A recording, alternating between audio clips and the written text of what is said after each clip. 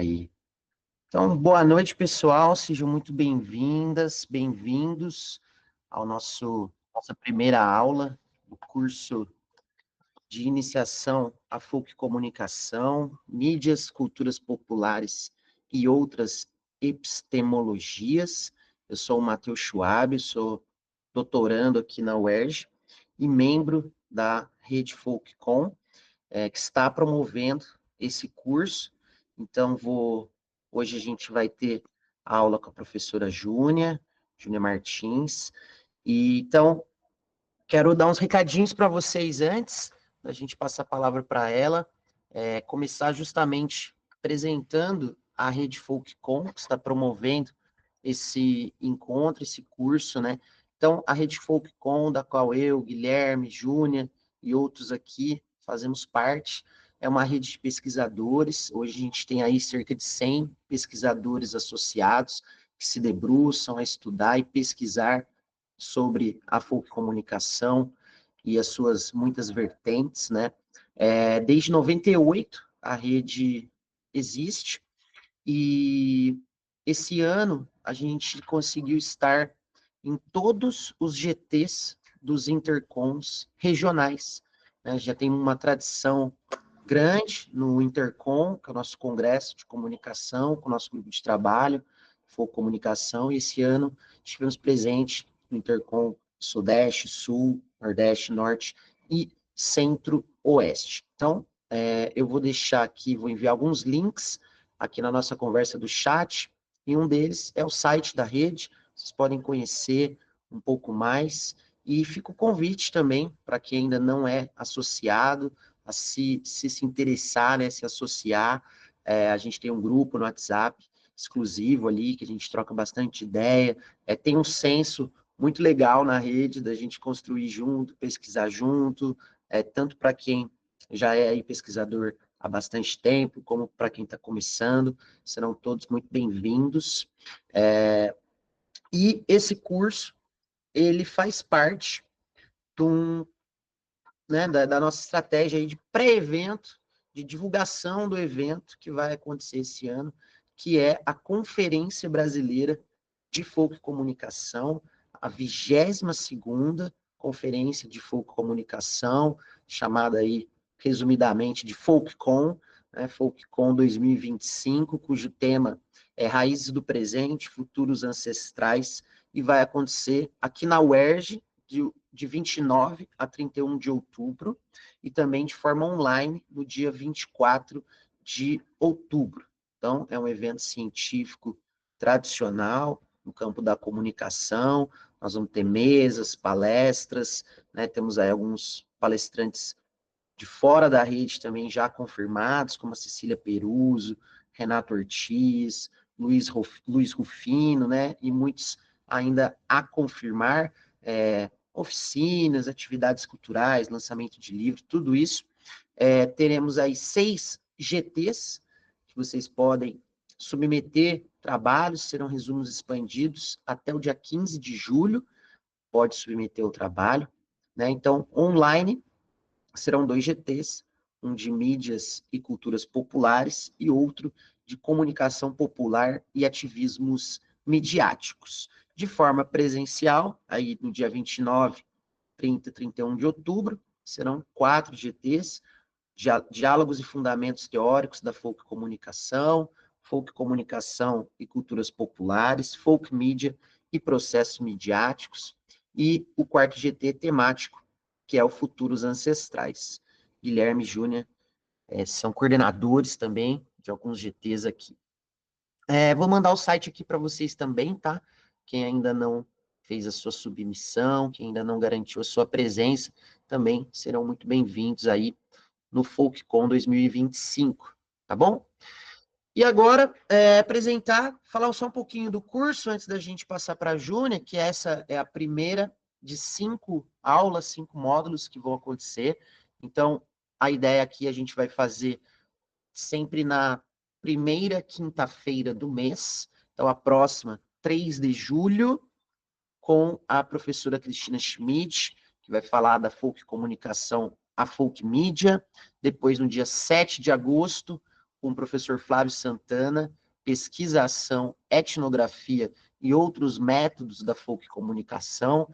E aí temos 2 professores internacionais para encerrar o curso, o Christian Yanis, no dia 4 de setembro, vai falar a aula sobre o lugar da folk comunicação na América Latina, e por fim, no dia 2 de outubro, também, quinta-feira, o Jack Draper, da Universidade do Missouri, vai falar sobre a folk comunicação na arena global. O Jack Draper é um colaborador aí, né, um parceiro da rede, lá da Universidade do Missouri, e esteve aí no processo de publicação do livro sobre a teoria da comunicação em inglês, que acabou sendo lançado recentemente aí, que o Guilherme Fernandes, que está aqui conosco, participou também, é um autor do livro.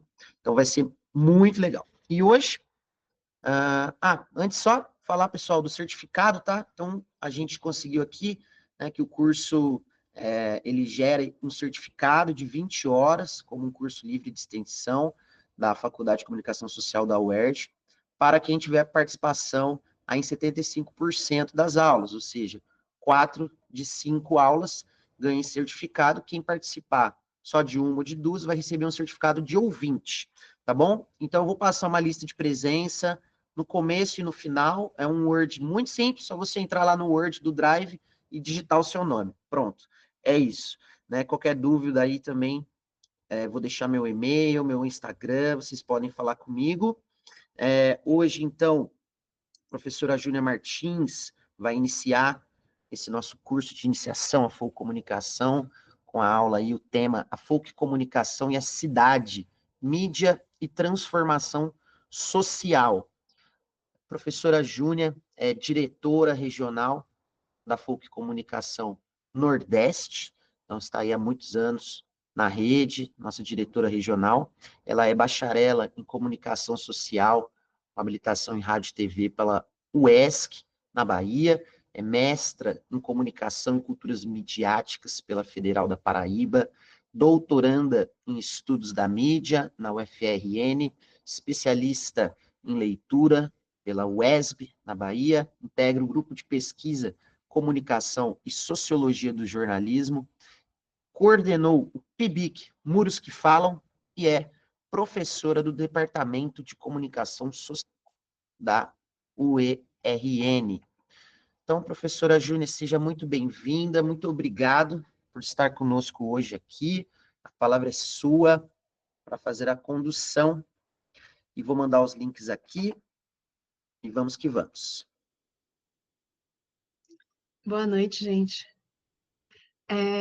Matheus está um excelente garoto propaganda Foccom, não tá, Gui?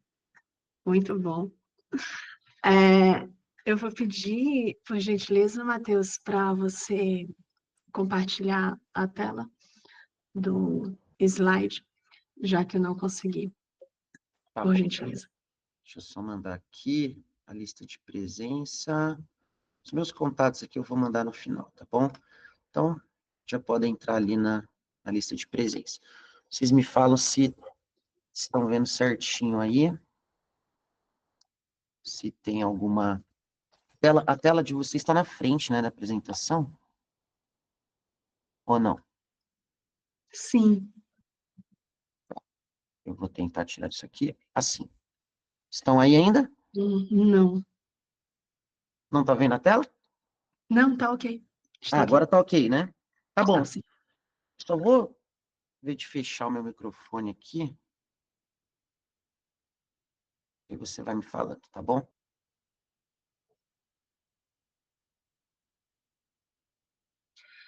Vamos lá. Quando a Tiffany, o Matheus e o Andrioli me fizeram esse convite, e pediram essa ementa, imediatamente eu acabei vinculando a ementa a conteúdos que eu já estava trabalhando, né, há algum tempo na comunicação e na minha pesquisa doutoral. Só que aconteceu de eu começar a fazer este roteiro para esta aula, que é a primeira aula do curso, e então eu resolvi reler Está bem aqui do meu lado.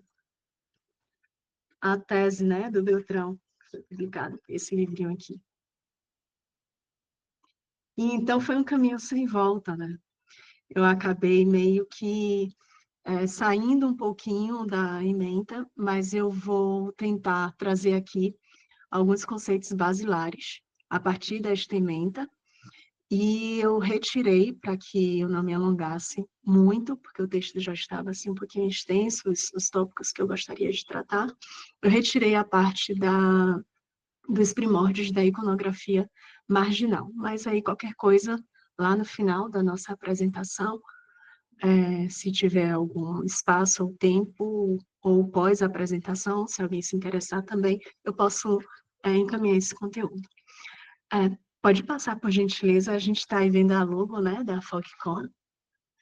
De antemão, já peço que envie seus trabalhos lá para o nosso grupo de trabalho da conferência sobre foco, comunicação e ancestralidade. Eu acho que vai ser uma conferência bem linda. No Rio de Janeiro, a gente espera todo mundo lá. Bom, o primeiro tópico é sobre a foco comunicação, trazendo esses delineamentos basilares. Eu tentei rabiscar aqui, tentei voltar um pouco à Júnia de 15 anos atrás, que se perguntava o que era folk comunicação, né? Muita gente, às vezes até associado, até pessoas que já estão associadas à rede, meio que não conseguem delinear exatamente essa episteme. Então, esse primeiro tópico é mais ou menos para que a gente possa fazer esse delineamento. Então, quando eu fui convidada para ministrar a primeira aula deste curso, eu julguei pertinente começar exatamente por esses delineamentos basilares da comunicação. Em quase 60 anos de criação da teoria, muitas pesquisadoras e pesquisadores avançaram em seus estudos, ampliaram metodologias inerentes, atualizaram os objetos, problematizaram a praxis, as relações tangíveis, assim como a própria episteme. Hoje eu acredito que podemos afirmar com muita solidez que a comunicação é uma teoria sedimentada, porém sabemos que nem sempre foi assim. É uma teoria jovem, né? Penso que um dos desafios mais cardinais ao longo dessas décadas, e por vezes ainda presente, está relacionado a conseguirmos situar a folk, como carinhosamente chamamos, como uma teoria coesa e necessária ao campo das ciências da comunicação, bem estruturada em seu escopo, em sua interdisciplinaridade, em sua aplicabilidade.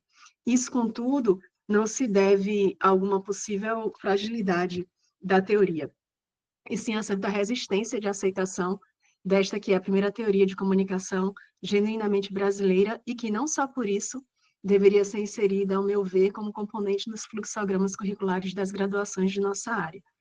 Mas, afinal, o que é foco comunicação? Esse foi um questionamento que eu também me fiz, né, há cerca de 15 anos, como eu estava falando aqui, e as dúvidas que me rondavam em torno da credibilidade dessa teoria eram dúvidas similares àquelas que outrora circundavam a comunicação e a sua sustentação enquanto campo científico. Então, eu trago aqui algumas dessas questões do campo da comunicação para que a gente possa fazer essa analogia, essa comparação com marcos que foram das ciências da comunicação e que, de alguma forma, estão presentes na teoria da comunicação. Uma das primeiras perguntas, eu trago três perguntas, né, que são essenciais ao nosso campo científico. A primeira pergunta é: tem cientificidade? O fato de estudar fenômenos simbólicos, culturais, midiáticos, nem sempre tangíveis, fenômenos que nem sempre são passíveis de estruturação para uma comprovação, uma refutação em um laboratório, fez com que os estudos da comunicação parecessem menos rigorosos que aqueles das ciências naturais, ou até mesmo das ciências sociais mais clássicas. A interdisciplinaridade ou a transdisciplinaridade com outras disciplinas, como psicologia, antropologia, sociologia, linguística, por exemplo, parecia colocar em dúvida o cunho epistemológico da comunicação. Com o tempo, não somente esse cruzamento com conhecimentos de outras áreas, mas também a construção de delineamentos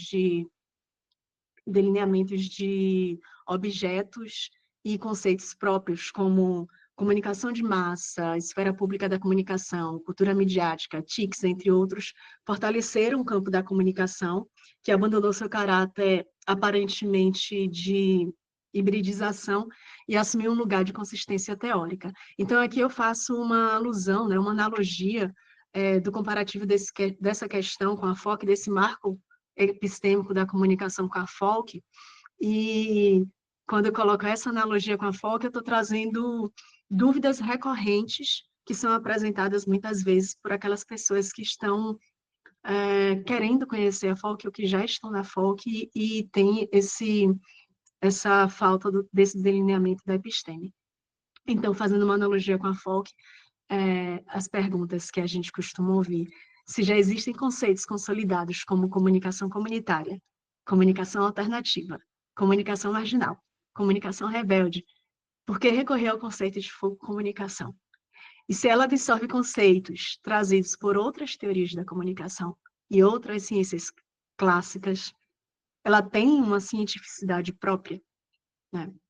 O segundo questionamento, quando no advento da comunicação que tínhamos, era a comunicação não deve ser somente uma formação técnica, que vez por outra ainda nos atinge, né?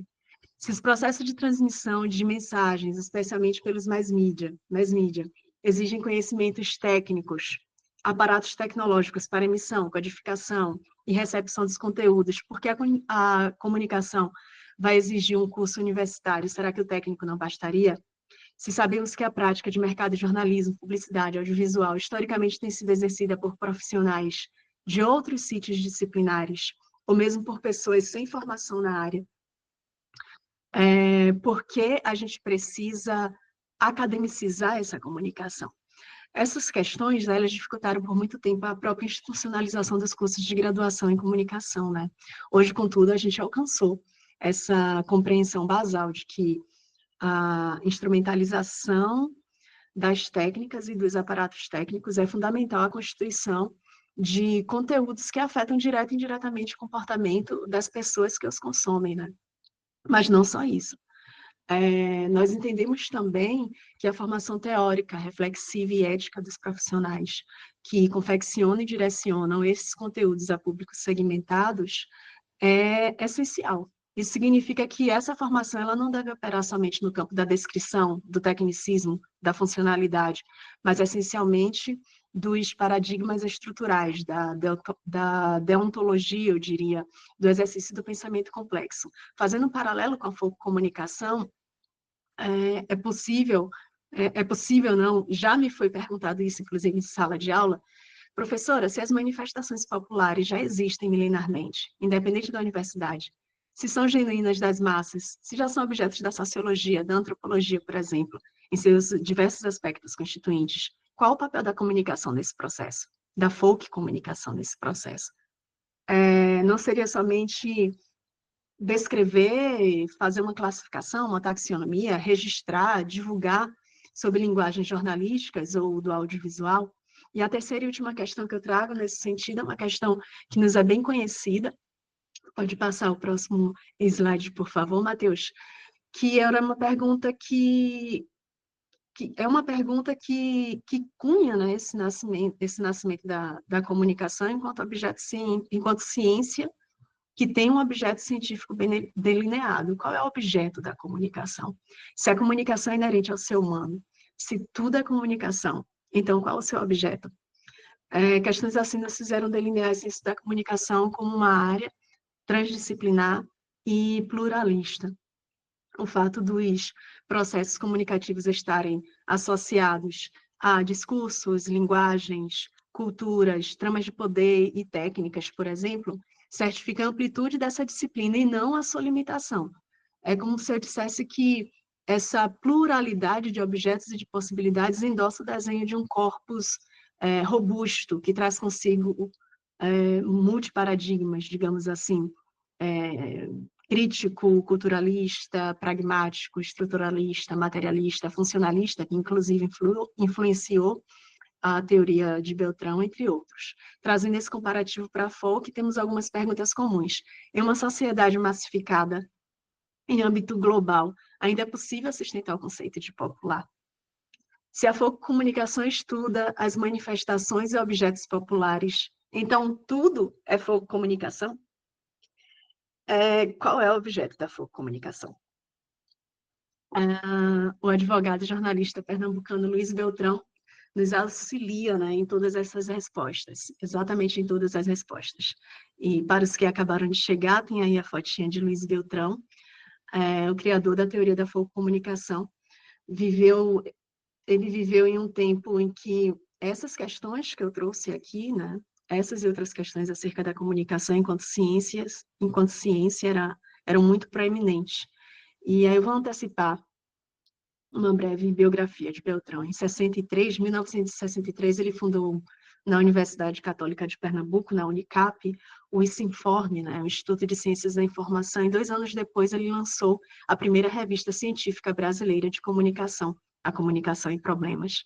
E a teoria da comunicação, da folk comunicação, foi desenvolvida em sua tese lá na UNB, em 1967, quando ele se tornou o primeiro doutor em Ciências da Comunicação do Brasil. Mas se vocês forem pesquisar, vocês vão encontrar vários pioneirismos relacionados não somente à pesquisa de Beltrão, mas também na literatura e em outros espaços pelos quais ele andou.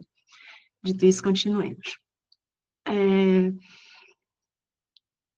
Sabemos que no intervalo entre as décadas de 1960 até meados de 1980, o escrutínio científico da nossa área perpassava especialmente pelas pesquisas sobre os meios de comunicação de massa no contexto da Guerra Fria, influenciados especialmente pela semiótica, pelos estudos culturais, pela teoria crítica e também pelo próprio funcionalismo, que influenciou Beltrão. Aqui no Brasil, nesse mesmo período, Beltrão ele já desenvolveu seus estudos explorando o que ele chama de catimbós das camadas populares, e ele constatava a presença de 2 Brasis, um em franco desenvolvimento cultural e econômico e outro Brasil marginalizado. Os escritos de Beltrão eles foram, contudo, cerceados pelo regime militar, que cassou seu título de doutor, mas aí é uma outra história. Mas por que este incômodo, né? Por que essa cassação dessa pesquisa? Por que esse incômodo provocado pelas pesquisas de Beltrão? Então, aí foi que essa pergunta que me fez reler a tese. Eu falei, putz, Beltrão teve o diploma dele de doutor cassado e eu acho que só no final, Guilherme que me corrija, que ele é a memória da nossa rede, acho que só lá em meados da década de 1980 ele teve o título restituído.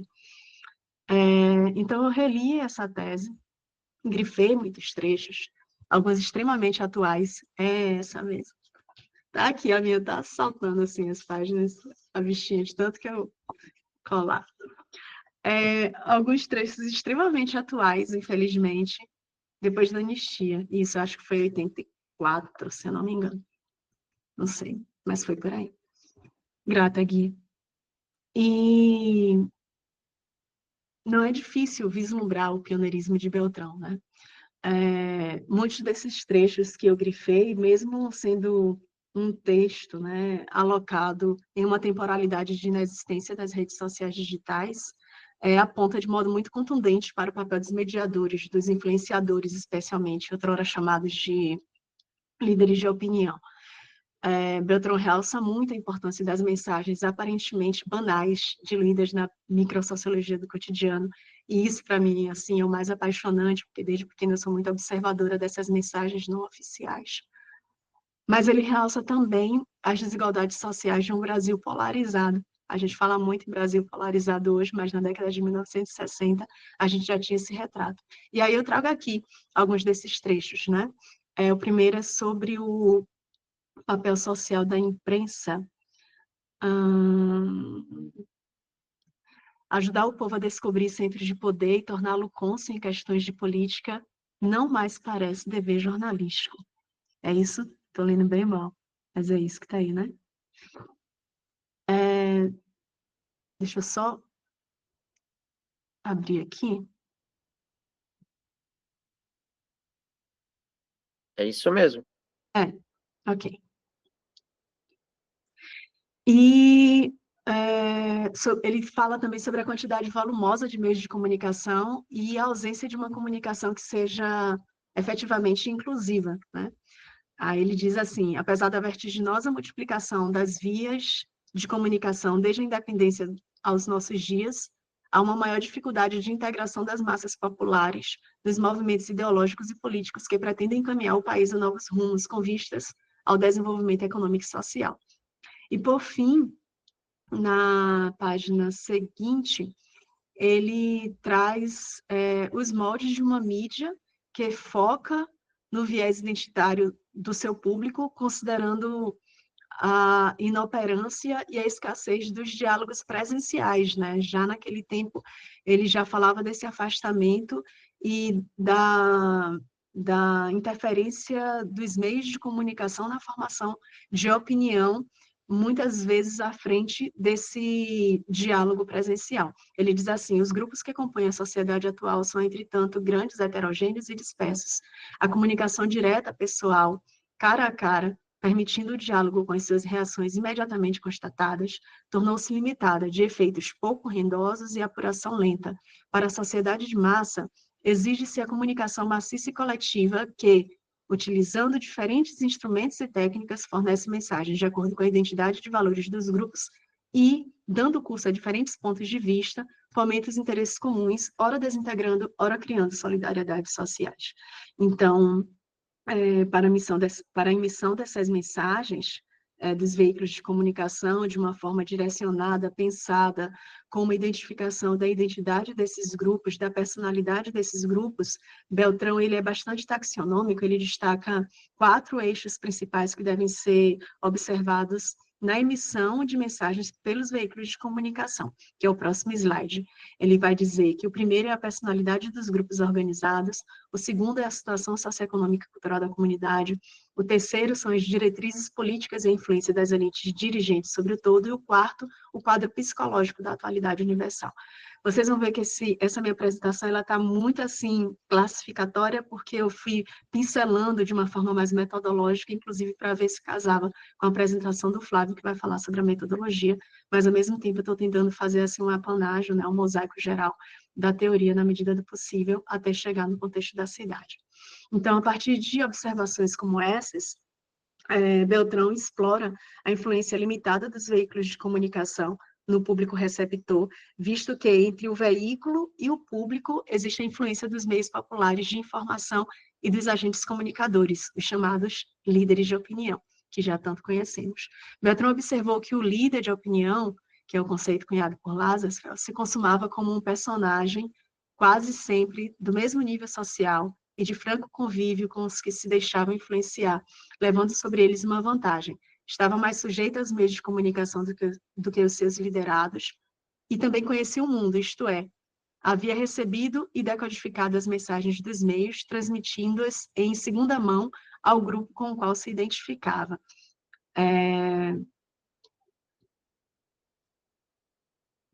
Então, assim, ele definiu esse agente comunicador como um tradutor, que não somente sabe encontrar palavras como argumentos que sensibilizam as formas pré-lógicas. Então, se a gente for observar, está passando aqui o carro da pamonha, mas, enfim. Então, se a gente for observar as características que Beltrão define esse agente comunicador, são características muito similares às que a gente destina, às que a gente delineia o atual influenciador das redes sociais. Esse agente comunicador, que foi atualizado por nosso querido Oswaldo Trigueiro, sob a alcunha de ativista midiático, ele utiliza meios populares para informar fatos, exprimir ideias e moldar opiniões. E é nesse sentido que Beltrão exige a atenção científica para a inteligência das mídias e conteúdos confeccionados por indivíduos e grupos sociais marginalizados, que é o próximo slide. Por favor, Matheus. E essa atenção científica que ele pede para a inteligência das mídias e conteúdos confeccionados por esses indivíduos e grupos marginalizados, ele faz num período em que havia um desprestígio, né, dos intelectuais em relação a essas formas de criar, comunicar e resistir. Na verdade, ainda há, né? E aí ele vai, esse é um trecho que eu acho bastante interessante, que ele vai fazer alusão a esses grupos. Ele diz assim: teimosa, obstinadamente, o povo conserva sua inteligência e, através dela, passa os episódios e fatos gerais que julgamos comuns e irresistíveis.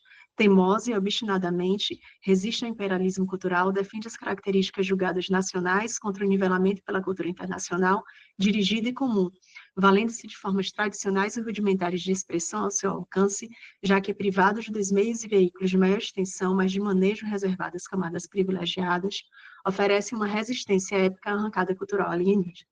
Então, voltamos à pergunta base: o que é comunicação? É, esse livro aqui de comunicação, todo mundo quase, quando vai começar a escrever sobre foco, algum artigo, alguma resenha científica, abre lá na página 79 e tá lá, né, o conceito de comunicação. Acho que o Guilherme já tem até a referência todinha decorada. Mas eu gosto muito da definição de comunicação que ele faz na abertura desse capítulo, não é verdade? Na página 73, que ele diz assim, passa, por favor, o slide, Matheus. Diz assim: comunicação é o processo de intercâmbio de mensagens através de agentes e meios ligados direta e indiretamente ao folclore, e entre as suas manifestações, algumas possuem caráter e conteúdo jornalístico, constituindo-se em veículos adequados à promoção de mudança social. Então, eu gosto desse exatamente porque ele faz essa menção do papel possivelmente informacional, jornalístico, de reflexão da realidade, que tem esses meios populares e que muitas vezes podem operar mudanças sociais. Então, é importante também a gente sublinhar, até porque existe um certo preconceito com o termo folclore, né? É importante a gente sublinhar que o termo folclore que o Beltrão trabalha está em consonância com a origem, né, desse termo, o conhecimento do povo, e também está em consonância com a concepção defendida pela Carta do Folclore Brasileiro. Então, sempre que falarmos na comunicação, quando utilizamos o termo folclore, a gente pode dizer que a gente está utilizando esse termo como sinônimo de culturas populares. Né? Eu acho que isso é uma definição que precisa ficar bem delimitada, culturas populares mesmo, no plural, porque não existe só uma cultura popular. Então, logo, a comunicação é a teoria que estuda as culturas populares como mídias de indivíduos e grupos sociais marginalizados.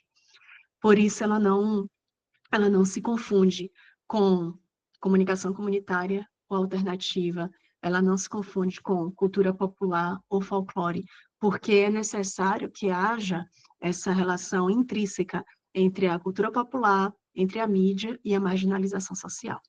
E cabe também ressaltar que essa marginalização social, ela não está sempre vinculada a uma questão classista, e Beltrão coloca isso bem na sua tese, né? Porque ela se refere a todo indivíduo e grupo socialmente minorizado, independente da condição econômica. Agora vamos passar para o próximo tópico. Quem quiser me interromper ou falar alguma coisa, não sei se de repente a gente deixa para o final, porque aqui eu vou rolando. A cidade enquanto lugar da comunicação, eu juntei dois tópicos em um, porque eu acabei trazendo uma taxonomia muito grande para tentar vincular depois o conceito da folk com essa transformação social no campo urbano, né?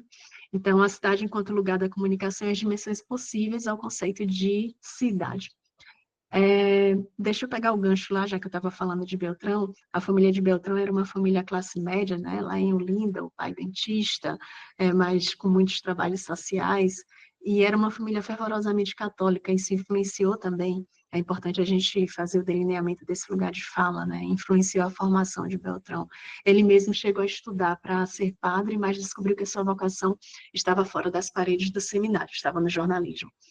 E há alguns relatos, né, dessa curiosidade dele em perscrutar o comportamento humano, que fez ele ser um grande observador, das relações geológicas e dos agentes presentes nesse espaço da cidade. Embora ele seja mais conhecido por seus estudos sobre ex-votos, a linguagem popular, o cantador da feira livre, o folheto, o motorista de caminhão, os grafites no banheiro, o artesanato, carnaval, bumba meu boi e várias outras manifestações populares e objetos de pesquisa compuseram a linha dessa tese de Beltrão. E foi observando a cidade e esses componentes aparentemente frívolos, banais, que a teoria da comunicação realçou a relevância de teias comunicativas que eu posso dizer que eram de teias comunicativas que ainda são, né, subterrâneas, de meios de expressão de expressões populares, mas que são construtos de resistência, porque muitas vezes eles se opõem ao pensar e ao sentir das elites. Esse termo pensar e sentir das elites, inclusive é usado pelo próprio Beltrão. Mas quando a gente estuda hoje a comunicação na cidade, de que cidade estamos falando? De que comunicação a gente está falando? Aí eu trago aqui um recorte da minha tese doutoral, a partir da pesquisa em torno do grafite, da pichação e do lambe-lambe, né, que são mídias que eu chamo de marginais urbanas. Então, como eu havia dito, para situarmos as mídias marginais na territorialidade do urbano, antes precisamos alcançar o sentido deste espaço complexo no qual essas mídias estão inseridas, que é a cidade. A palavra conceito de cidade, ela tem várias variantes teóricas de acordo com a área que ela é estudada, né? Tem teias interseccionais que normalmente perpassam pela demografia, funcionalidade, mobilidade, arquitetura, urbanização. Não há uma definição conceitual que seja unânime para a cidade. E pensarmos a cidade a partir somente de uma lógica que seja de uma lógica selada por relações ou somente econômicas ou somente políticas, reduzir a potencialidade desse espaço enquanto um espaço dinâmico e determinante para as relações, né, para a formação dos modos de vida. E muitos pesquisadores já se ocuparam desta tarefa de definição. Alguns concluíram que eu trouxe aqui os que eu considero, assim, pelo menos essenciais à minha pesquisa, que a cidade é o lugar da exclusão social, ao passo que também é concebida como um palco privilegiado das lutas sociais. Também afirmaram que ela se configura como um organismo vivo, dotado de corpo e alma, afetado pelas pessoas. Porém, a busca da clareza conceitual é sempre incompleta, ainda que necessário ao debate sobre a cidade vivida. E, de outro modo, também se perguntaram se faz sentido chamar de cidade tantos fenômenos multifacetados em diferentes contextos históricos e geográficos. Sabemos, contanto, que essa busca conceitual ela não é uma busca recente, desde Platão, né? Lá vem Gui vai falar, lá vem Júnior com Platão. Platão já pensava a polis, ainda que de forma idealizada, como um lugar classista, mas de propriedade coletiva, plena injustiça, harmonia e bem-estar social. Era um sonhador, né? Como um organismo em que cada parte cumpre a sua função para o bom desempenho do todo, para a felicidade comum. Desde Platão, o conceito de cidade ele foi atualizado, refutado e ampliado a partir ao menos de 3 abordagens metodológicas que eu considero complementares, né, e não excludentes. E aqui eu trago, pode passar, por favor, Matheus, a do interacionismo simbólico, do marxismo e da história evolutiva.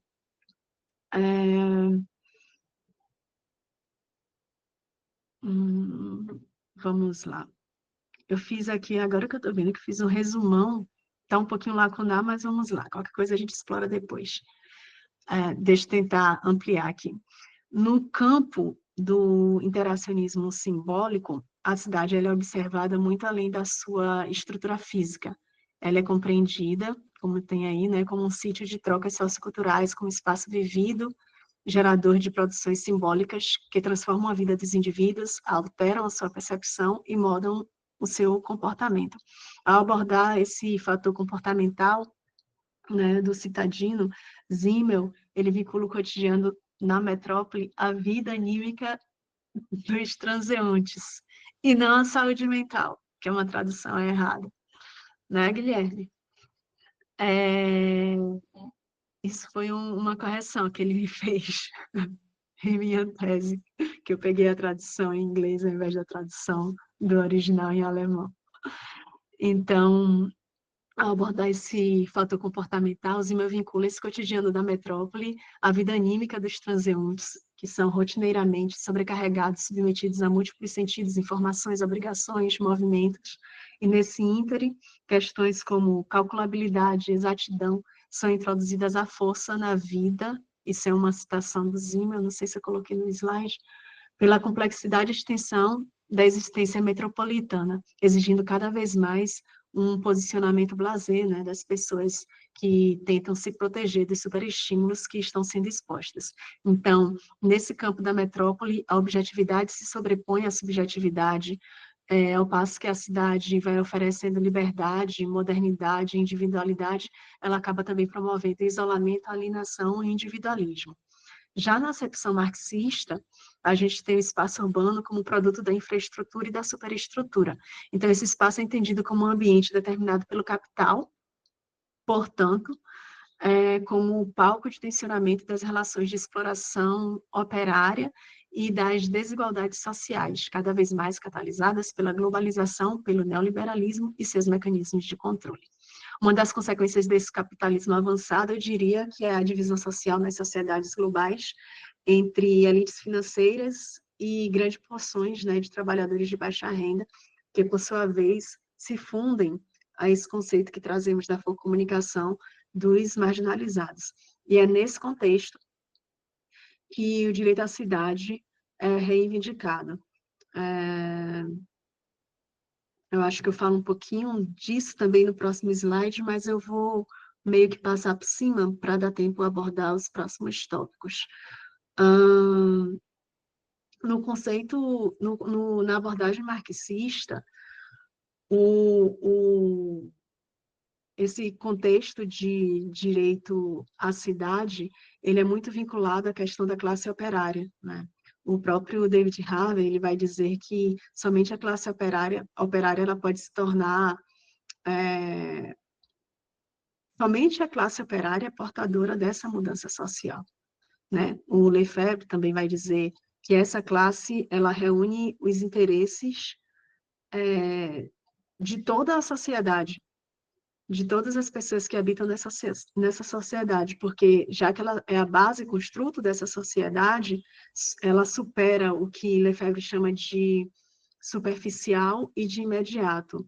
E aí ele faz essa vinculação com uma ação contra-hegemônica, né? Que sob viés marxista existe essa luta para uma formação de uma conscientização e de relações sociais e modos de vida urbana menos danosos, para garantir esse direito à cidade.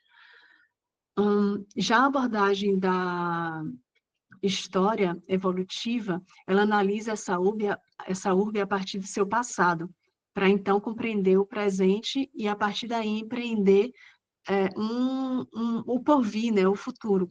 Sob esse aspecto, a cidade ela se mostra como um órgão de transmissão social, com uma essência que não deve se limitar somente às questões econômicas, visto que ela é uma herança cultural de civilizações e de seus constitutivos religiosos, políticos, tecnológicos e humanos.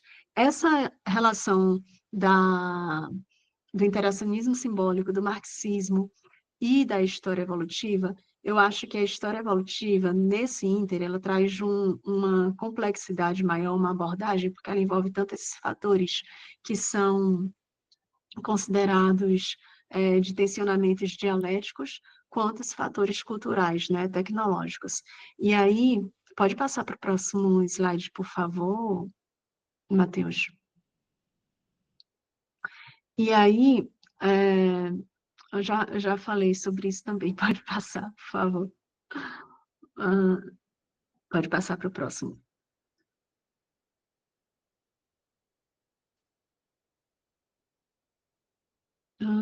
Matheus, volta por gentileza, só para eu delinear isso, por favor. Porque aí eu pego esse conteúdo que foi da abordagem evolutiva, dessa história evolutiva, que lá de décadas atrás, atualizado por Milton Santos, e a partir de Milton Santos eu faço essa contextualização, até porque Milton Santos é um dos autores que a Rede Folk completa, né? Então, sob a ótica de Milton Santos, o espaço geográfico ele vai se configurar como um território do dinheiro e da fragmentação, como um campo de relações materiais, de relações imateriais, intermediadas por técnicas, informações, objetos, valores entre a natureza e a sociedade.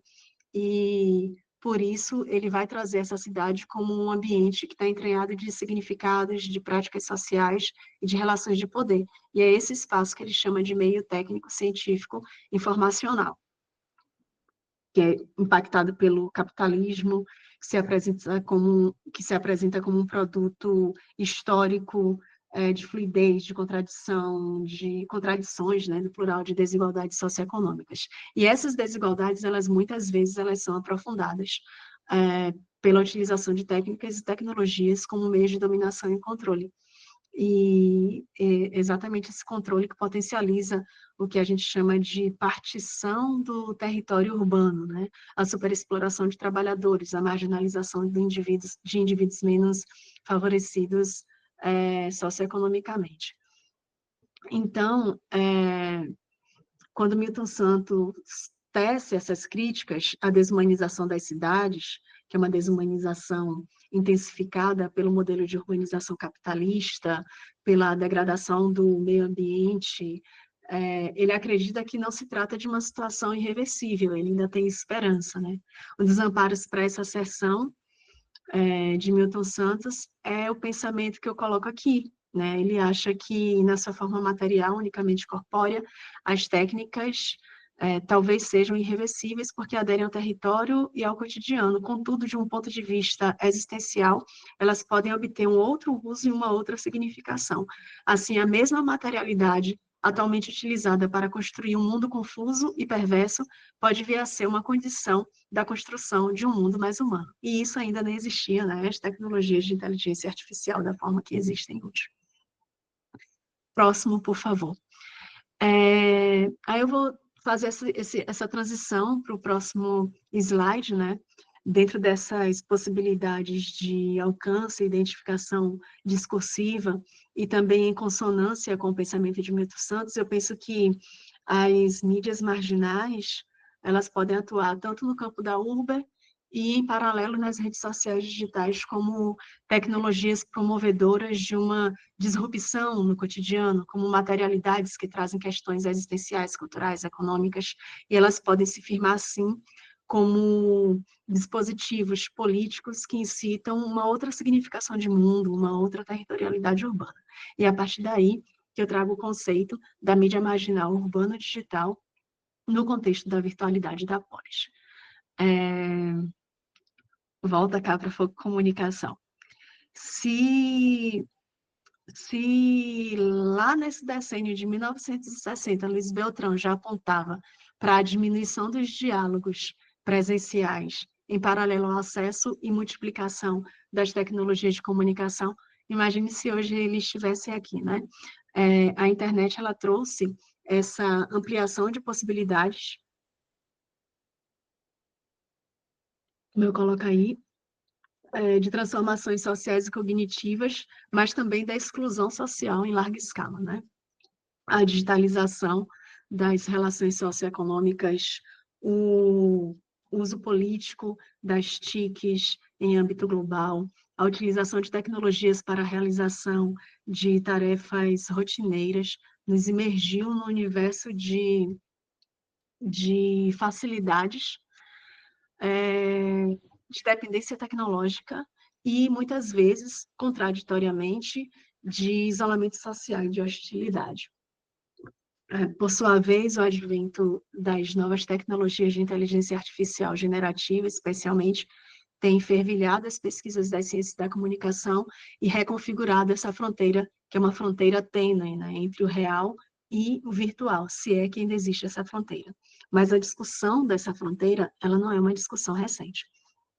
Se nós observarmos, e aí eu trago um compêndio de alguns autores, com alguns conceitos, alguns recortes basilares dessa literatura sobre real e virtual, se observarmos desde o período da filosofia platônica até a atualidade, vamos perceber que a construção de uma epistemologia sobre o real e virtual, ela tem sido especialmente permeada, entre outros fatores, pela exploração de características espaços temporais, pela relação entre simulacro e realidade, pelos contextos técnicos e tecnológicos para absorção de conhecimento e impactos nas sociabilidades, por elementos simbólicos que definem o sujeito em seus processos dialéticos e dialógicos de permanência e mudança, de ser e devir.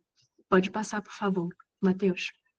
Então, assim, o surgimento das redes sociais, das novas tribos informativas potencializadas pela comunicação algorítmica e da internet das coisas, ele remodela também a vida na cidade e o cotidiano dos indivíduos, virtualiza a realidade e faz do simulacro não uma distorção da verdade, como asseverava Platão, mas utilizando uma concepção de Baudrillard, ele faz, como é que eu posso dizer, ao invés do simulacro ser uma distorção da verdade, o virtual vai ser a forma em si da realidade, né?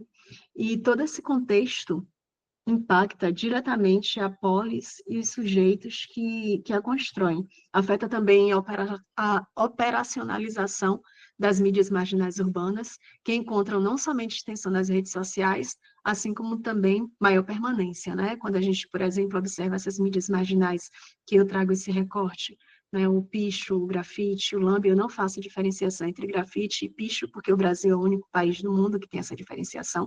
Então, quando eu falo grafite, eu estou abarcando esses dois tipos de mídia, né? O grafite e a pichação, e o lambe. Essas mídias encontram nas redes sociais uma sobrevivência que nem sempre na rua é possível.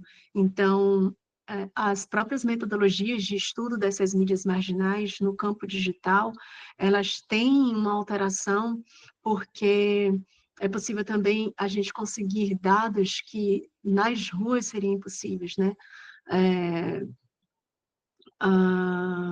As curtidas, os comentários, os seguidores, os compartilhamentos dessas mídias nas redes sociais, eles trazem, além da mensuração do número de leitores, trazem aspectos de recepção de conteúdo, né, que são quase sempre impossíveis quando essas mídias estão apenas coladas ou pintadas, grafitadas nas ruas. Então, postar nas redes, porém, muda essa forma de enxergar as mídias marginais e essas mensagens no campo da cidade. Porque antes essas frases de protesto, de poesia, de chamamento, de denúncia, elas estavam dispersas em vários muros da cidade. E agora, basta você grafitar ou colar algo lá no muro, fotografar e publicar em várias redes. Então, eu me pergunto, passa, por favor, o slide, eu acho que eu coloquei essa pergunta aqui.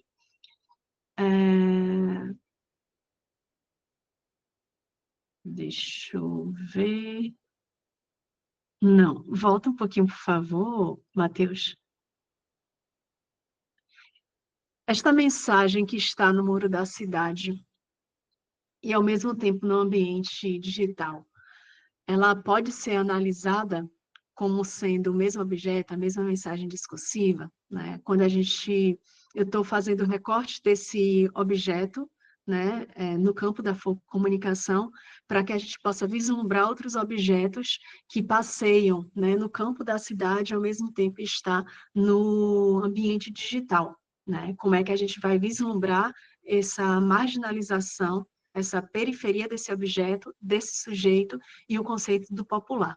Então, eu me pergunto, esta mensagem que está no muro da cidade, ao mesmo tempo no ambiente digital, ela pode ser analisada como sendo o mesmo objeto, a mesma mensagem discursiva? Eu respondo que não, porém que sim. Por quê? Não porque essa mídia marginal fotografada e postada na rede social, ela não constitui a mídia em si, ela é uma representação, ela é uma reprodução da realidade. É uma mídia imaterial acessada como diz o próprio Milton Santos, né, acessada fora da aderência do seu território físico. Todavia, sim, porque esse lambe-lambe, essa pichação, esse grafite fotografado, ele existe fisicamente no espaço da urbe. Não se trata de um objeto imaginado, fictício, senão real em sua origem. É uma representação circunscrita no domínio do sacramento, né? Como diria Baudrillard. É o reflexo de uma realidade profunda. Por isso, eu nomino essas mídias nas redes de mídias marginais urbano-digitais. A partir desse delineamento das mídias marginais urbano-digitais, no contexto da comunicação, portanto, concebidas como mídias populares, que eu trago nossa última discussão, que foi apresentada lá atrás, no primeiro tópico, fazendo a pergunta: em uma sociedade massificada, em âmbito global, ainda é possível sustentar o conceito de popular? E eu digo que sim, que é possível. Contudo, nós precisamos adaptar esse conceito, redefinir esse conceito, porque esse mosaico da glocalização, né, dessa ambiência do local e do local ao mesmo tempo, esse mosaico das redes sociais, dos fluxos culturais transnacionais, nesse mosaico popular se transforma. E aí eu digo que podemos trabalhar com esse termo a partir de pelo menos 3 aspectos no campo da folk comunicação. O primeiro é a comunicação proveniente de camadas populares, de forma espontânea. O segundo é a partir das culturas de resistência, que reclamam o domínio de culturas hegemônicas. E o terceiro se refere às tradições de grupos e comunidades socialmente marginalizados que atravessam os tempos e se reconfiguram em contextos digitais. Então, não somente esses, mas eu acho que esses são 3 aspectos, né, fundamentais em que a gente pode vislumbrar o tratamento científico a partir da comunicação vinculada à observação do que seria esse popular nos dias de hoje. Só que compreendemos que nesse ínterim, nesse recorte, o engajamento, as formas de atuação dos sujeitos, as formas de consumo de conteúdos nas redes, elas também moldam o que concebemos como popular. E esse popular, ele ainda, né, não pode ser confundido com o que é massivo ou o que a gente chama de cultura pop. Embora muitas vezes esse popular esteja realmente amalgamado, digamos assim, a esses termos. O pop, ele está mais relacionado a um conteúdo consumido amplamente, né? Muitas vezes em escala mundial, comercial, enquanto o massivo está mais vinculado a conteúdos concebidos para grandes públicos em escala ampla e normalmente com baixa recepção crítica por parte do público consumido. Obviamente que temos manifestações como o funk, o rap, o forró, que são manifestações populares que dialogam com a indústria cultural, porém suas origens, elas têm um lugar periférico, né? O que certifica esse viés comunicacional. Os movimentos sociais, a estética periférica de conteúdos digitais, né, os memes, os vídeos, a criação de linguagens e meios de resistência, tudo isso confirma a presença do popular e fortalece os estudos desses processos e ambiências como mídias de indivíduos e grupos socialmente minorizados. Logo, se configuram como objetos passíveis dos estudos da folk comunicação. O próximo e último ponto em que eu entro, né, no conteúdo central da aula, eu trago as estratégias comunicacionais para a transformação social. Não se trata de receita, porque se a gente tivesse receita, a gente já teria cumprido, já teria feito essa transformação, mas se tratam de pequenas utopias, né? E tem aquela coisa da utopia servir para a gente como horizonte para fazer a gente caminhar. Então, eu trouxe aqui, eu gosto dessas palavras, transformação social, inclusão social, empoderamento social. E acho muito feliz quando a comunicação também trabalha esses termos de forma teórica e prática. Bom, eu acredito que as mídias urbanas, e aqui essas que eu chamo de mídias urbanas, de mídias marginais urbanas digitais, no desenho de um aparato político, criativo, passível de ser organizado por um único sujeito ou por um coletivo, elas podem trazer, sim, à tona questões que são muitas vezes caras aos mass media, associados às possibilidades, por exemplo, de estratégias de marketing digital, com o uso de um engajamento orgânico ou pago, as postagens, por exemplo, de grafites, pichações, lambes, elas conseguem alcançar públicos de diferentes espectros, de diferentes territorialidades, incluindo desde pessoas que circulam no espaço urbano, a também aquelas que acessam as redes sociais, que incitam essa reflexão. Mas elas, obviamente, elas não são, né, essas mídias, elas não são os únicos meios possíveis, e elas podem ser complementares a outras ações tentaculares, né? E aí eu coloco que os trabalhos de formação audiovisual em comunidades, de estímulo a manifestações culturais populares e artísticas, de educação coletiva e de discussões orientais em ambientes de conflito, são algumas das propostas que, organizadas pontualmente e replicadas amplamente, podem trazer resultados frutíferos de transformação social. As redes ajudam e muito, mas é preciso considerarmos a importância do contato humano, da presença do encontro físico.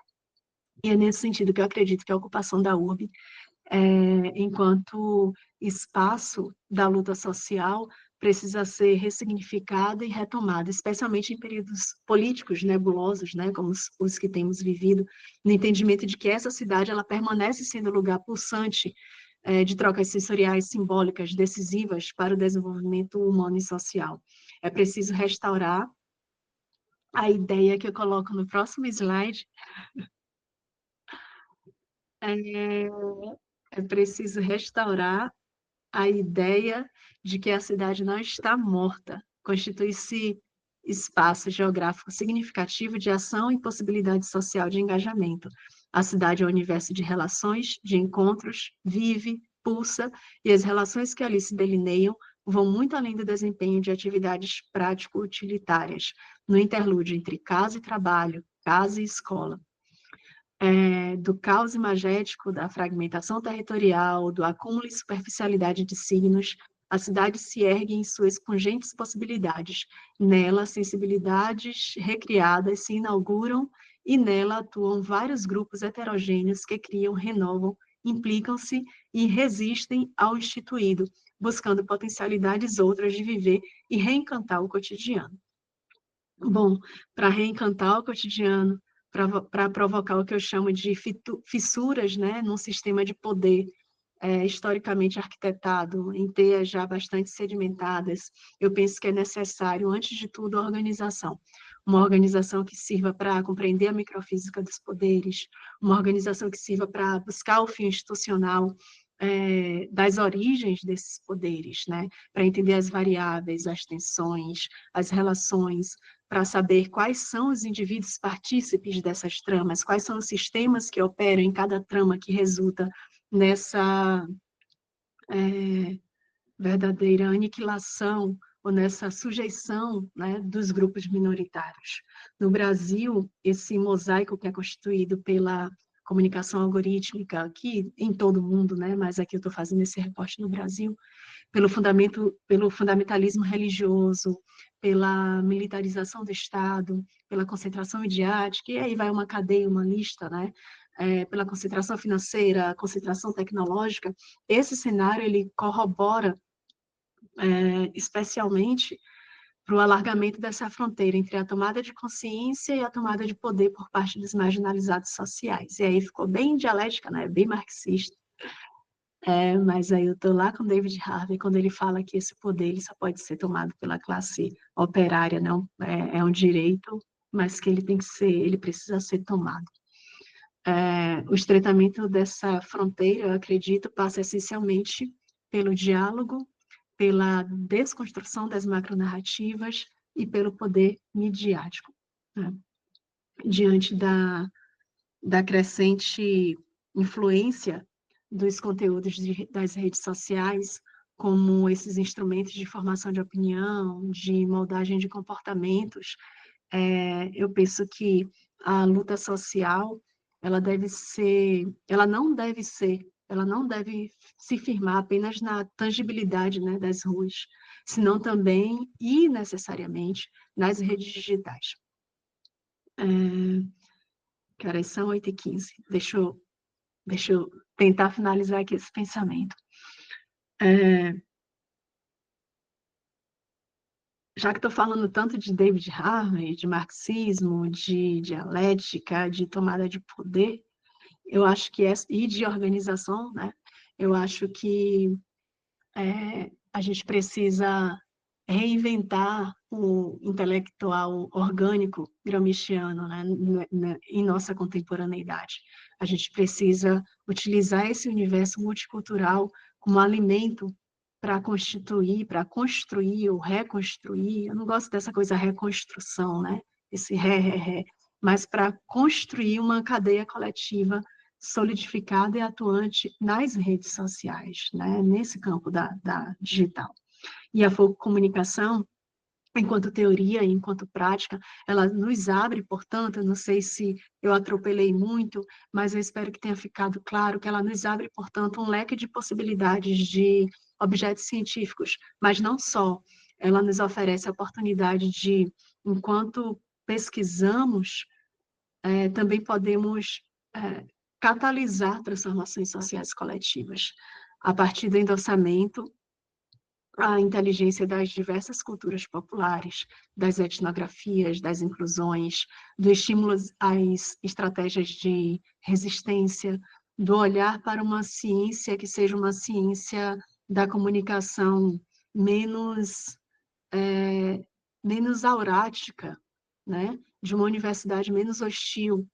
Então, eu acho que o chamamento final desse link entre a comunicação e a cidade, se houvesse um chamamento, eu diria que a gente precisa ocupar, né? A gente precisa ocupar de forma organizada os espaços da cidade e os espaços das redes, né?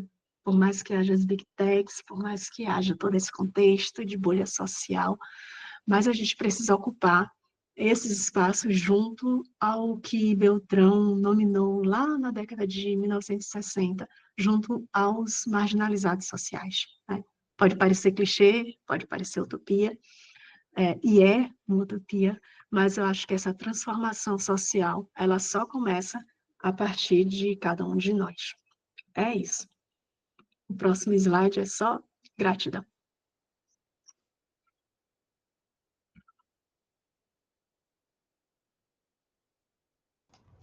Boa, muito obrigado, professora. Que maravilha, né, gente?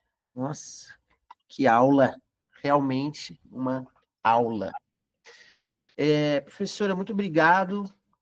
Acho que foi muito, muito, muito legal. E todo esse caminho que você começou, se propôs a começar pela provocação e termina no chamamento, né? Quero fazer uns comentários aqui rapidinho, só para a gente começar esse diálogo, né?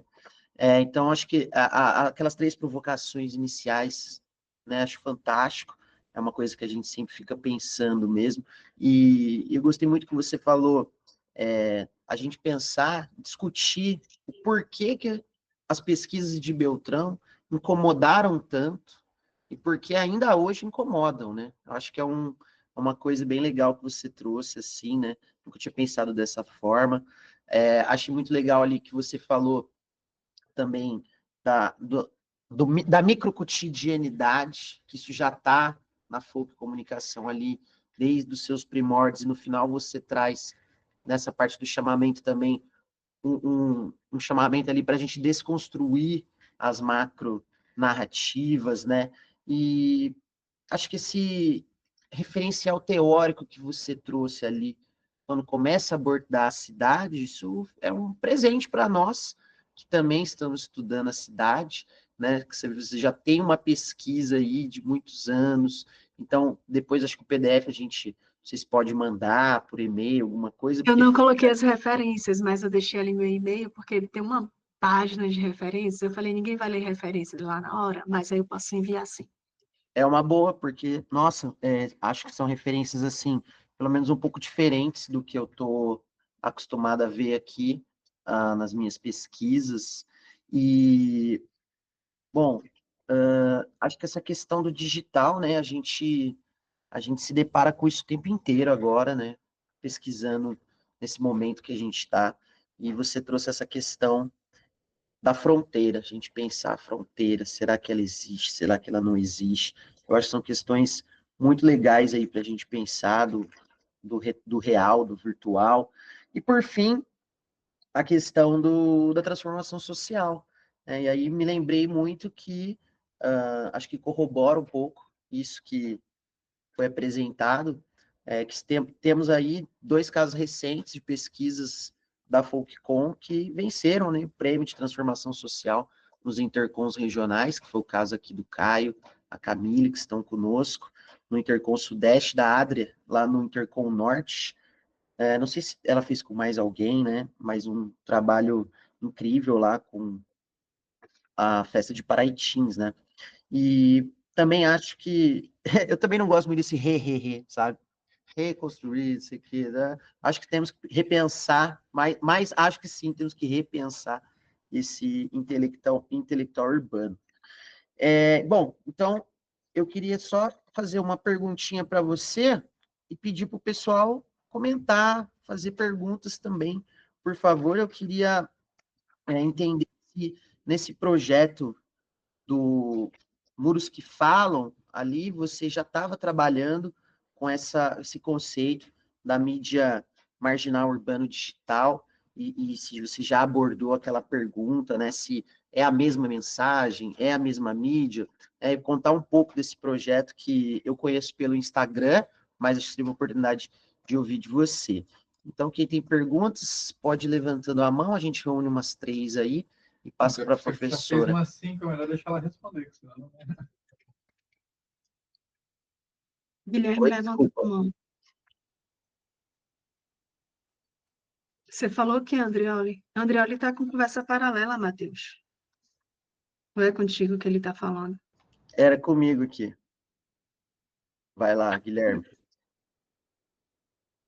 Eu. Oi, presidente, boa noite, salve, salve. Seja bem-vindo e parabéns pela ação da rede e por essa aula, gente. Que aula linda, Ju. Obrigada, obrigada. E Matheus, que garoto propaganda show que é tu, viu? Arrasou aí na condução. E que sotaque maravilhoso. Tenho valorizado os sotaques e gostado de escutar coisas diferentes. Meu ouvido gosta muito disso. E eu acho tão lindo, tão fofo de escutar Matheus, passaria horas e horas e horas. Bom, dando os parabéns, né, pela aula, pela live, pela Rede Folkcom, pela promoção desse evento genial, né, porque é muito bacana essa democratização do conhecimento que a Rede Folkcom faz isso e de forma gratuita, né? Porque é até comum algumas sociedades científicas fazerem ações pontuais de ensino, né, de expansão da pesquisa, de um hiperfoco numa área de conhecimento, né? A comunicação é uma área de conhecimento tão grande, tão rica, que estuda várias coisas, e que se a gente passar, assim, desde lá de Platão, né, que o Júnior falou, até os dias de hoje, todo mundo falou sobre comunicação é estudada em tantos e múltiplos aspectos, é uma área tão fascinante, né, e que nunca dá para a gente entender e saber de tudo. Então, assim, que bom esse momento de um conhecimento mais especializado e fruto de uma ciência genuína desenvolvida nesse país desde a primeira tese de doutorado, né? Porque Beltrão foi, né, o primeiro doutor em comunicação no país. Ele escreveu de forma autônoma a tese, não existia programas de pós-graduação em comunicação nessa época, né? Então ele começou na década de 50 a pesquisa, ele ficou 10 anos, né, fazendo a pesquisa empírica da tese que Júnia apresentou e que ele defendeu lá na UNB em 87. Enfim, a história está no gravado, né? Que mesmo quem chegou depois pode acompanhar. Bom, gostei muito do recorte da temática para a gente poder pensar a cidade, né? E aí eu já entendo Júnia com toda a experiência que ela tem aos estudos, né, de cidade, com uma grande referência nossa, né? E aí felicito novamente a Rede Folkcom pela escolha da professora para iniciar o nosso curso. Já pensando Júnior como referência de cidade, penso também num trabalho de Luiz Beltrão, né, e de como a questão da cidade, né, da metrópole, nunca deixou de ser uma preocupação dos estudos dele, né? Embora, se a gente analise um todo da pesquisa da Folcomunicação, a gente não faz essa relação direta com o fenômeno urbano, né? A gente faz mais com um fenômeno cultural, né? Com um fenômeno popular, mas o Luiz Beltrão ele faz essa demarcação entre o rural e o urbano, né? De pensar o que é o público a marginalidade dele, né? A partir de duas margens de Robert Part, mas assim a marginalidade do que é o rural e a marginalidade do que é o urbano, o que lembra muito o que o Zímio, né, que Júnia frisou bastante na aula dela, ele vai falar sobre o tipo de vida do espírito, né, tanto no ambiente rural como no ambiente da cidade, como isso vai refletir no modo cultural, né? E isso é o que o Milton Santos faz ao definir o território, né? E ao focar no dado que é o que é genial no Milton Santos, identitário cultural, né? Para definir o que é o território. E o Luiz Beltrão também ele vai chamar atenção para isso, mas assim ele não vai chegar tão a fundo, né, como o Milton Santos chega e resolve o nosso problema. E aí, novamente, outro trabalho de Júnia, a dissertação de mestrado dela é brilhante nesse aspecto, porque ela une todo o pensamento do Milton Santos sobre a questão do território, como isso pode ser percebido, né, na folcomunicação, para pensar um dado cultural que era o ponto de cultura que ela vai trabalhar com o Maracatu numa época de políticas públicas culturais brasileiras totalmente distintas, né? Porque o período que ela analisa era Gilberto Gil, ministro da Cultura, né? E nesses anos todos, assim, até parece que a gente está falando lá do século XIX, né? Mas não é no século XIX. A nossa história ela é muito recente e cada vez Beltrão vai ser mais atual, né? E aí, o texto que Beltrão vai falar de território, mas que não chega tão profundamente como Milton Santos, é um texto que chama, eu tenho até o título dele aqui, Comunicação Popular e Região no Brasil. E é um texto que a Júnia ela vai fazer uma apresentação desse texto nesse livro, e aqui Merchan, Metamorfose da Folcomunicação. Eu vi hoje, gente, e aí, parêntese, né? Está rolando o Pensacom lá em São Paulo, um evento promovido pela Intercom, né? E Matheus, no início da live, ressaltou, né, que a gente está lá lançando um livro, né? O nosso primeiro livro em inglês, e Cristina Schmidt estava lá apresentando a obra, e na foto, que depois pode rolar aqui também, enfim, a Cristina está segurando dois livros, e um dos livros que ela segura é o Metamorfose. Né? E aí fiquei saudoso do Metamorfose, que foi um livro que eu tive um prazer muito grande de organizar com o nosso querido, saudoso professor José Marques Mello, Lançamos em 2023 e ele está disponível lá para download gratuito no site da Rede Folkcom e tem esse texto de Júnior, apresentando esse artigo de Luiz Beltrão. E a Júnia, ela vai terminar o texto dela, e aí eu vou pedir licença para poder ler o último parágrafo do texto dela, que é para onde eu já direciono a minha pergunta, né? Porque a Júnia formulou essa questão da cidade, ainda que a cidade não fosse o grande foco de observação científica dela, que começou a tomar mais proporção a partir do momento que ela começa a falar dos muros, né? E aí um dos primeiros estudos está num outro livro que a professora Cristina Schmidt organizou, derivado do nosso encontro internacional na Colômbia, que tem um texto de Júnior sobre as cidades, e que era outro livrinho que estava lá naquela foto. Mas, enfim, vamos lá. Eu vou ler o último parágrafo e queria que Júnior fizesse o comentário a partir disso, pensando num texto escrito em 2013. E aí, gente, vamos fazer o exercício mental. 2013 tem mais de 10 anos. O que era o país nessa época, né? O que a gente estava pensando, do que a gente estava reclamando, né? Porque teve tantos retrocessos de reclamação, né? Eu mesmo questionava tanta coisa e falava que o governo estava tão atrasado, tanta coisa. Hoje eu falo, meu Deus, como eu fui radical, é tanta coisa anterior que eu achava que estava defendida e nem estava tão defendida assim, e vimos isso. Mas vamos lá. Júnior diz o seguinte, lá na página 408. Se Luiz Beltrão acompanhasse a evolução do século XXI, veria a utilização das redes sociais para unir localismos.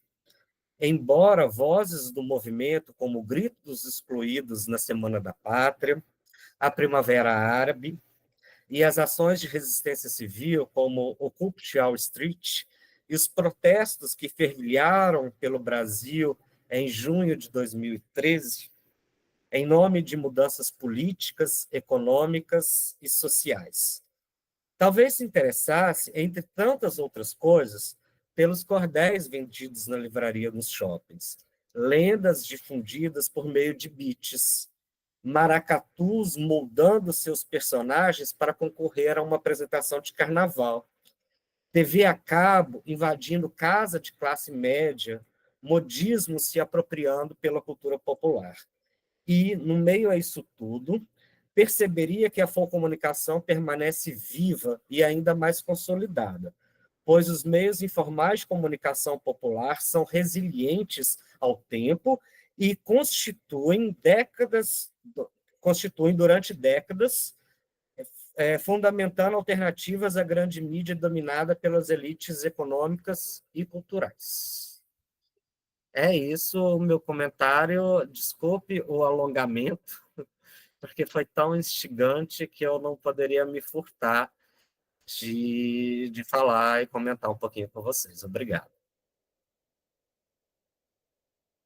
Obrigado.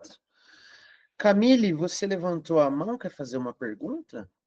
Um comentário? Foi sem querer, mas o comentário... Foi sem querer. Eu gostei bastante. Bastante aprendizado. Boa. Levantou, agora comenta. Júlia, então, tem também um comentário aqui da Aline no Aline. chat, e daqui a pouco você dá uma olhada ali. Certinho. Eu vou começar pelo fim, eu não tenho o que dizer, Guilherme, quando começa a falar, eu só fico assim, embevecida, sou eu. Como é, Gui, que tu falou? As filosofias, ele tá na minha banca de doutorado, ele foi me avaliar, aí desceu a hippie, e daqui a pouco ele falou assim, eu adoro as filosofias juniares, eu me senti tão importante. Júnicas. Os devaneios júnicos. Eu me senti tão importante, tipo, a gente escreve assim, gramsciano, marxista, ele me adjetivou. Enfim, zerou meu jogo. A pergunta de Matheus. Matheus, tem algo, a gente ainda é muito raso, às vezes, quando a gente traz a metodologia no curso de comunicação, como os cursos de comunicação, né? os diversos cursos de comunicação, publicidade, cinema, mídias, enfim, todos que surgiram após essa segmentação, a gente tem muito isso da prática, da celeridade dos processos, de fazer acontecer, de saber a técnica, de saber o tipo de lente, de saber o tipo de enquadramento, de ângulo, de tudo. E nem sempre a gente tem um olhar metodológico sobre os produtos que são divulgados, que são construídos, né? Nem sempre a gente tem um olhar reflexivo sobre esses produtos, mesmo numa sociedade em que tudo, né, do campo político, econômico, é estritamente definido pelos meios de comunicação, por essa formação de opinião que molda comportamentos, direta e indiretamente. Então, assim, a metodologia nos cursos de comunicação, eu acho que ela deveria ser mais apresentável, né? Às vezes fala, metodologia, para que a gente quer isso? Ah, terminei o curso, não sei nem o que é método, não sei o que é teoria, não sei o que é procedimento, não sei o que é nada. E a gente precisa ter esse estímulo à metodologia como algo que é inerente ao nosso processo de criação, né? Que é um roteiro, que é uma coisa essencial que tem que ser seguida. Voltando aí à tua pergunta, quando eu comecei quando eu tinha essa coordenação do PIBIC, Muros que Falam, na UERN, é porque eu já era apaixonada por grafite, eu passava, às vezes, desde pequena, lendo as coisas, lendo os muros, né, eu andava assim muito divagando, era bem flanê, assim, viajando nas mensagens.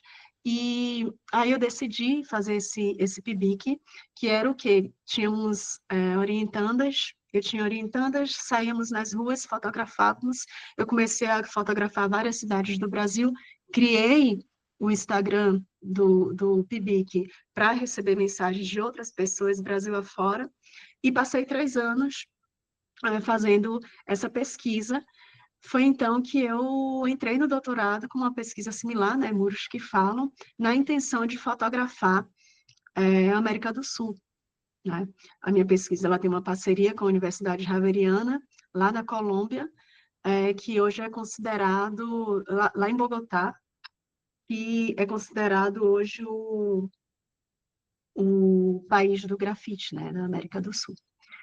Então, eu já estava fotografando alguns países e a intenção do doutorado era eu fazer esse mapeamento das mensagens em períodos de rupturas democráticas na América do Sul, né, que estavam fervilhando, ainda estão. E no meio do doutorado, simplesmente veio a pandemia. E eu falei, agora, não vou poder mais viajar. Eu, com 2 anos de arquivos, de mapeamento, o que é que eu faço? Né? E, às vezes, nós, enquanto pesquisadores, a gente tende a ficar forçando metodologias para caber o nosso objeto a resposta àquele problema inicial da nossa pergunta, quando tem que ser exatamente o inverso. A gente tem que ouvir esse objeto para, a partir daí, pensar qual metodologia melhor vai responder este problema. E aí eu falei, não tenho mais como fotografar, o que que eu vou fazer? Aí eu pensei, mas eu não recebo esses materiais pela internet, eu não recebo pelo Instagram, por que não fazer um mapeamento pelas mensagens do Instagram? Porque aí eu vou conseguir número de seguidores, comentários, coisas que nem sempre eu consigo nas ruas. Vou conseguir, de repente, uma recepção dessas mensagens. Aí foi quando eu fiz esse recorte, né, a mudança metodológica. Voltei para as aulas do doutorado para estudar em disciplinas que ofereciam análise de conteúdo. Tive um conflito existencial para trabalhar com análise de conteúdo, porque eu sou da análise do discurso, juntei essas 2 metodologias, trabalho análise de conteúdo, mais de 100 páginas de mensagens no recorte do governo Bolsonaro, de 2019 a 2022. Né? Então, eu fiz essa mudança metodológica, a pergunta que você tinha feito, eu acho que era em relação a isso, do PIBIC, do Muros e da pesquisa, então eu saí da rua, né, da rua física mesmo, e fui pesquisar essas mensagens no Instagram, que não deixam de ser as mensagens que estão dispostas na rua. Por isso que eu falo que não são representações, não se trata de um simulacro, se trata de uma reprodução, né? Porque o lambe que está ali, a mensagem que está ali, no muro da cidade é a mesma que está ali na internet. Então, aí eu tento fazer essa extensão, né, a partir da comunicação, de que essa mensagem ela continua popular, essa mensagem ela continua marginal, só que ela está em um outro dispositivo, em um outro nível de acesso, com outro tipo de distribuição, né, que não é nem menor nem maior, mas é uma distribuição possível e que as ciências da comunicação, e no nosso caso a teoria da comunicação, não pode deixar passar. Obrigado. Ansioso por ver essa pesquisa. Achei fantástico. Ainda mais com essa recalculada de rota que todo mundo teve que dar pela pandemia. Acabou surgindo coisas vão surgir, já surgiram coisas muito interessantes mesmo. Então, estou ansioso para ler. Eu queria fazer, Pode falar. desculpa, o comentário ali da Aline. Isso. Isso, que ela fala, interessante a aproximação dos conceitos cultura popular e folclore, porém sabemos que há muita resistência e também o termo cultura popular é entendido por alguns que cabe tudo, colocando no mesmo território a cultura popular tradicional e outras culturas. Isso é muito interessante, né? Porque a gente está utilizando aqui um mouse, que não é uma língua nativa nossa, né? A definição mouse. A gente incorpora vários estrangeirismos ao nosso vocabulário, ao nosso cotidiano, né? A gente faz um meet, né? A gente tem um deadline, ao invés de falar prazo. Mas aí, normalmente, isso é uma visão, assim, minha, né? Normalmente, quando a gente estrangeiriza palavras que são ligadas a uma periferia, a uma literatura periférica, a um conteúdo mais marginal, a gente tem esse determinado tipo de preconceito, né? Porque o folclore em si, a gente cresce achando que o folclore é o Saci Pererê também, né, Andreoli? O Curupira, a mula sem cabeça, né? E a gente acha lindo, achamos lindo quem tem um conhecimento super intelectual sobre a mística grega, sobre os povos mais antigos, sobre os mitos de Sísifo, enfim, de Ulisses, e a gente simplesmente acha indigno de intelectualidade os mitos indígenas africanos, né? As nossas raízes, as nossas culturas ancestrais. Então, quando a gente fala folclore, Aline, a gente, na verdade, não faz nenhuma aproximação entre os dois conceitos de cultura popular e folclore. São sinônimos, né? Folclore, conhecimento do povo, cultura popular. Culturas populares, que são exatamente os conhecimentos produzidos pelas classes periféricas, né? Pelas classes socialmente mais marginais. Então, entendido por alguns, que cabe tudo colocando no mesmo território a cultura popular tradicional e outras culturas. É porque, de algum modo, hoje a gente não tem tanto, né, essa definição, a gente não tem esses limítrofes entre o que é o tradicional às vezes vira uma palavra muito assim, bairrista, né? Quando a gente fala assim, um museu, aí não pode ser um museu, aí tem que definir, é um museu moderno, né? Não é um museu onde estão as coisas velhas. Então, eu acho que a gente tem que desmistificar isso, como se o velho fosse o ultrapassado. A gente tem que parar de condenar o que é histórico, a gente tem que parar de condenar aquilo que é periférico, simplesmente porque a gente absorve o Halloween, não pode absorver o Dia do Saci, porque a gente absorve termos culturais pops, massivos, e não pode conseguir compreender dentro da nossa universidade, das nossas riquezas, das nossas ancestralidades, as nossas próprias riquezas. E é bacana que o próprio Luiz Beltrão Aline, ele traz nesse livro, ele fala dessa questão da inteligência indígena, da inteligência dos africanos, né? Em um tempo que, bem lembrado, o Beltrão, ele flertava com Edson Carneiro, né? Que era considerado o dono de uma obra maldita, porque ele já fazia, por exemplo, uma etnografia dos terreiros de Candomblé. Então, Beltrão foi considerado comunista, Beltrão foi considerado funcionalista, Beltrão foi considerado marxista, e na obra de Beltrão ele simplesmente só é uma pessoa humanística, né? Uma pessoa que foi da FUNAI, que foi da universidade, que viajou vários países, que veio de uma classe social, claro, privilegiada, mas que teve um olhar, por exemplo, diferente daquele olhar do Gilberto Freire, né? Que teve um olhar mais contemplativo em relação às nossas diversas inteligências. Então, eu acho que quando a gente coloca culturas populares, eu acho que é preciso a gente deixar muito claro, né? Quando a gente coloca culturas populares como sinônimos de folclore, a gente não está querendo instituir ao folclore uma coisa que não é dele, a gente só está dando a significação, realçando a significação que o folclore já tem. Perfeito. Temos também aqui o comentário do Reinaldo, que faz aqui uma pergunta, né? Vou ler aqui para vocês. Ele diz que a polarização no Brasil está sepultando o carnaval de rua em muitas cidades do interior. Em Sorocaba, né, por exemplo, cidade dele, há 5 anos, sem desfile da escola de samba. E esse cenário permanecerá até 2028, mesmo que seja eleito um novo governo.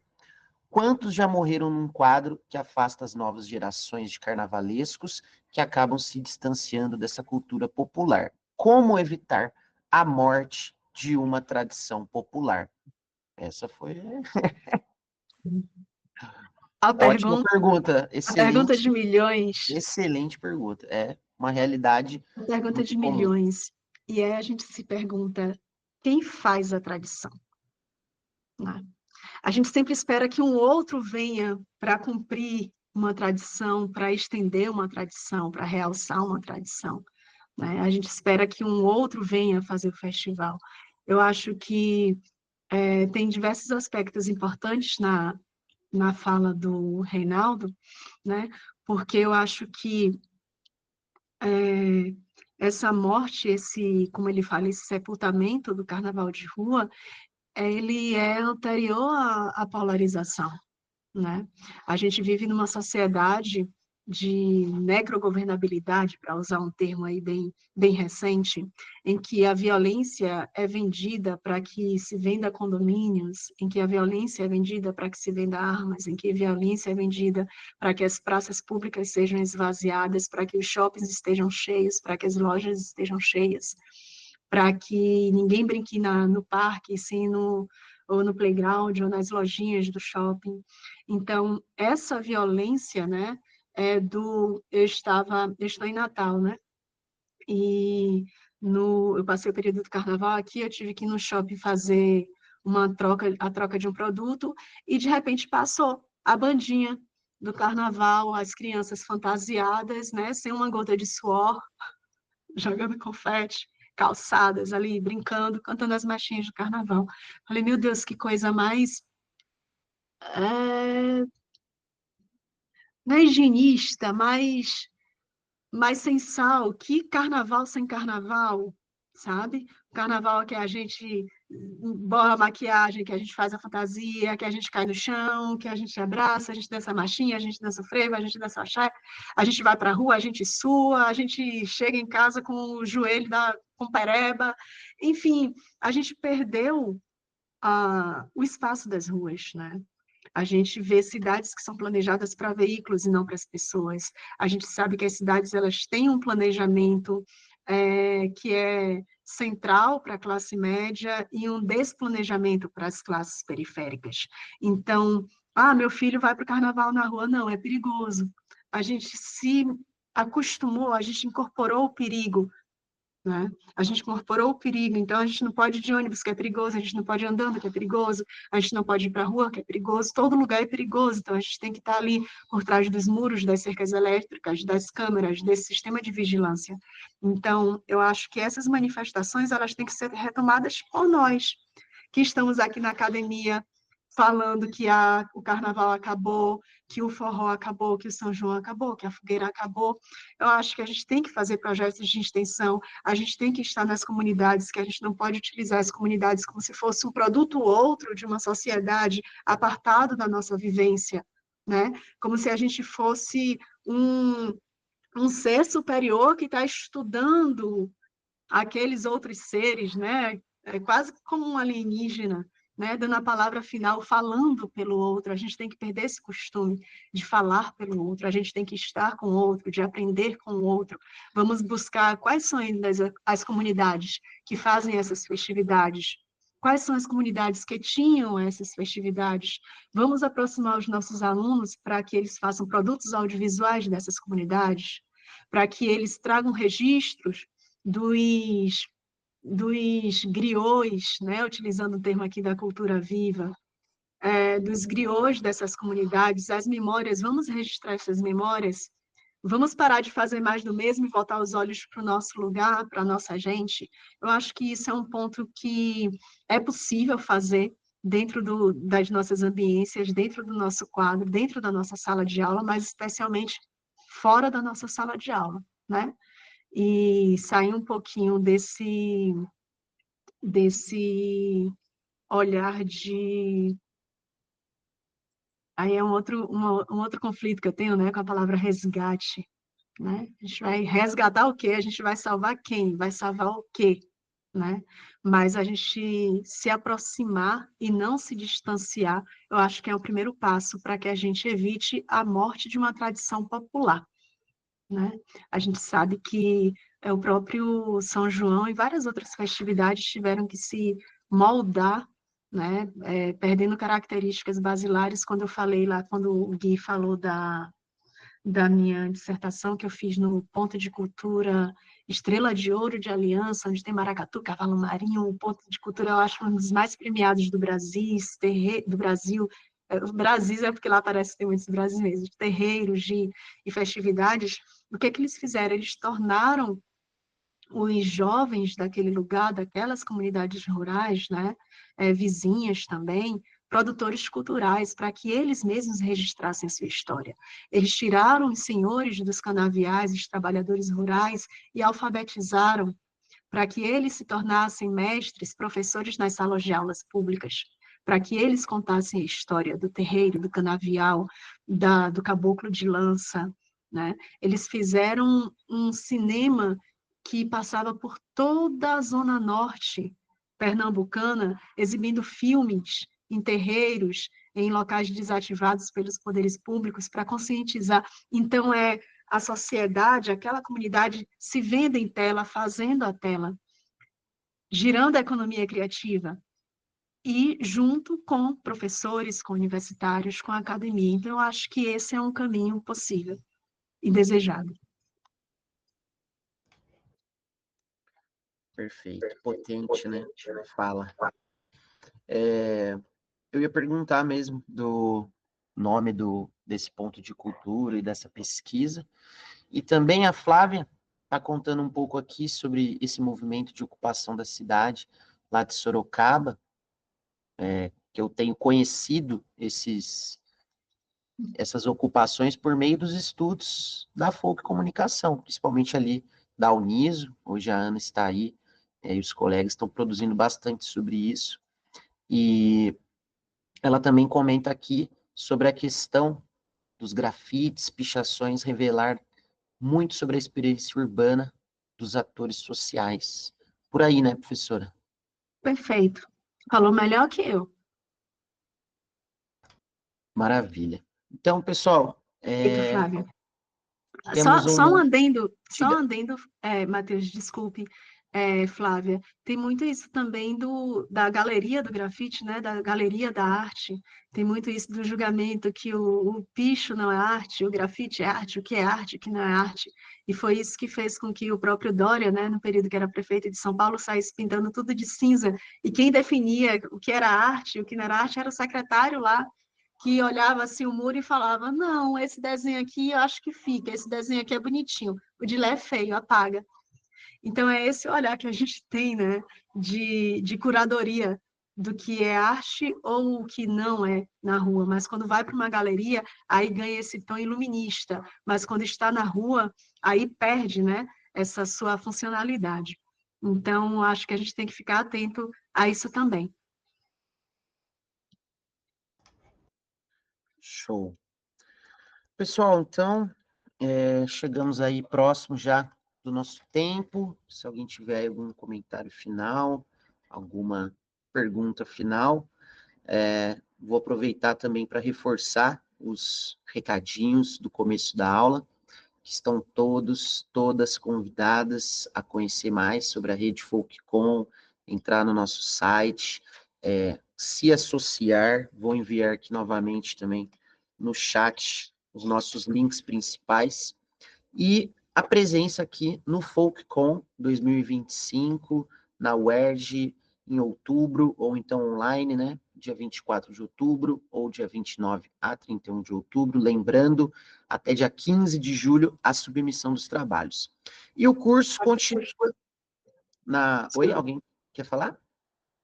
Eu. Termine. Eu te interrompi. Ia colocar aqui, nosso curso continua, a próxima aula, o próximo módulo, com a professora Cristina Schmidt, no dia 3 de julho, sempre na primeira quinta-feira do mês, com o tema da folk comunicação, a folk mídia, histórico e transformações na teoria ministrante. Júnior, eu ia te agradecer bastante. Você quer comentar alguma coisa antes? Quero. Quem me vê nos cursos de foco comunicação sabe que eu não posso sair. Se eu não fizer essa fala, eu não durmo. A Foco Comunicação, ela tem, né, grupo de pesquisa na Associação Ibero-Americana de Comunicação, na Associação Latino-Americana de Comunicação, né, no IBERCOM, no ALAIC.